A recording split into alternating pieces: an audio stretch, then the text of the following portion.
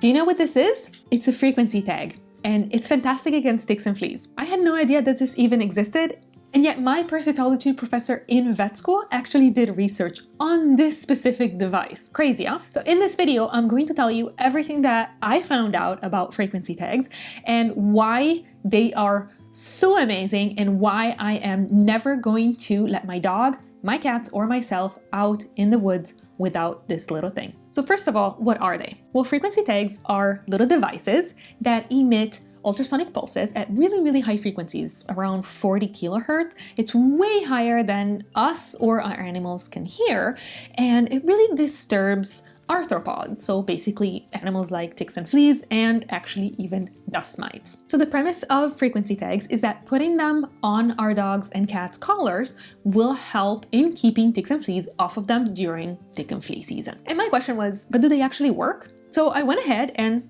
bought one and used it with Iberia in a very heavily tick infested area so that I could see if it's actually worth having or not. When I decided to choose, I decided to go with Tickless, and the reason I chose them is they are European, so it was a little bit closer to me, and they're the ones who seem to have the better reviews, and they even had scientific studies that were done on their products. So Tickless has different options, and I decided to go with this option because first of all, it's aimed at small dogs and cats, and I have a small dog and cat, so that seemed to fit really well.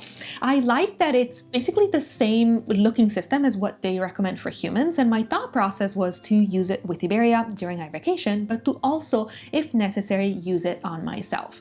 And what really made me really choose this one was the fact that this is actually chargeable, so that I can use it over a long period of time versus the other option that they offer, which is a little bit cheaper, but it's not chargeable, so you can basically use it for a year and then you have to throw it out and get a new one. And I didn't like the idea of the waste that that would create. So on their website, they state that it's eco-friendly, chemical and fragrance-free, perfectly safe to use for young, elderly, ill, or pregnant pets. Now, as I said at the beginning, Tickless states that this device actually emits some ultrasonic pulses that are too high in pitch for our animals to be able to hear them.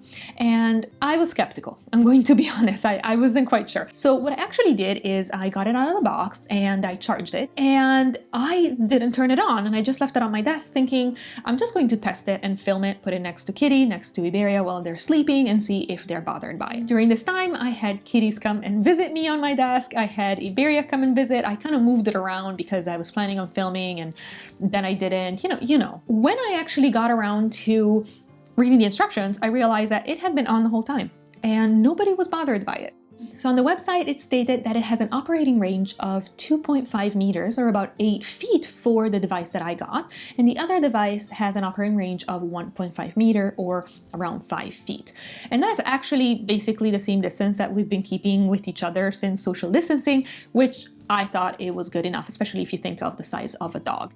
Using the Tickless is really simple. So basically you just unbox it, you plug it in, and it is fully charged in about 2 to 3 hours. And you'll see that it's charged because when you press the little button, it will flash green 4 times, so you know that it's ready. Once it was charged, then I went ahead and put it on Iberia's collar, and I just used the little holder that they provided, and it's really good. It never came off and it never shifted. It was just perfectly in place. Now you can check to see if the battery needs charging, in my model anyway, by pressing the little button. And I was a little bit worried again at the battery size. It's so small, it's super light.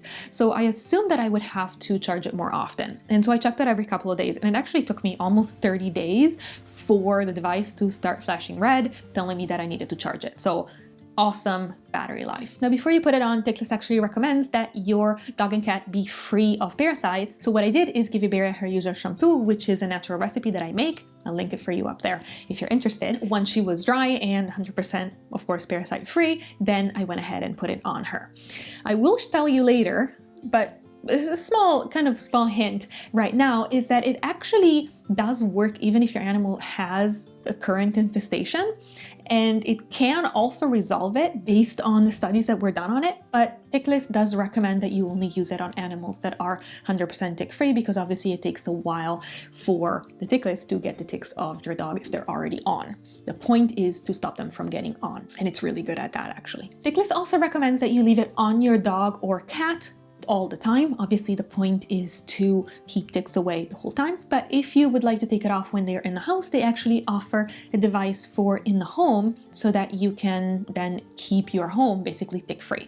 What I think it's awesome, and I might test it and then share it with you, is they actually also have this home device for dust mites, and I really struggle with dust mites, so I might actually try it. They also recommend that you don't completely dunk it into water, so if you have a dog that likes to jump in the water, it might not be the best device out there. What I did when Iberia went to places where I thought she might get in the water is I slightly took it off and then put it back on. Other than that, I just kind of took the lazy way, left it on her the whole time, and didn't give it another thought. Before I tell you about my specific experience with the Tickless, I wanted to go over some of the studies that were done. And this is what's so cool about this, is that it's actually been scientifically proven to be effective. The first study was done on shelter dogs. They took 15 dogs who already had ticks and fleas. They counted the total number of fleas that were on all of the dogs and then went ahead and put the Tickless on. After a week, there is a reduction of 76% in the total number of ticks found on those 15 dogs. After 35 days, there was a 97% reduction in tick numbers, with 67% of the dogs who are actually 100% tick-free. The Tickless does work if your animal has ticks. Now, of course, it can take up to 35 days for the ticks all to leave, which is quite a long time. So this is why I would say Tickless doesn't recommend that you put it on an animal that has an active infestation. Now, the second study actually looked at two different groups of dogs from two different shelters, 30 dogs in each group. Obviously, all the animals had not had any tick and flea meds, and then they compared Tickless to normal tick and flea meds and to nothing. So with the Tickless, but it was not on, as in probably not charged, because obviously it's on automatically. So what they saw that was really cool was that the animal that had Tickless had either the same amount of parasites or less, which is pretty cool. We know that shelters actually usually are overpopulated, so it's one of those areas where it's really challenging to keep tick and flea populations down.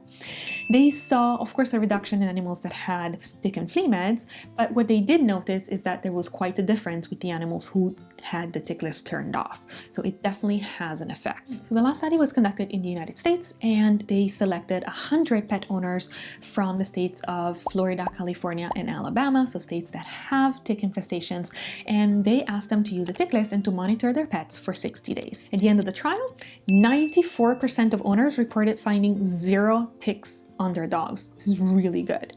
And 88% reported finding 0 fleas on their dogs.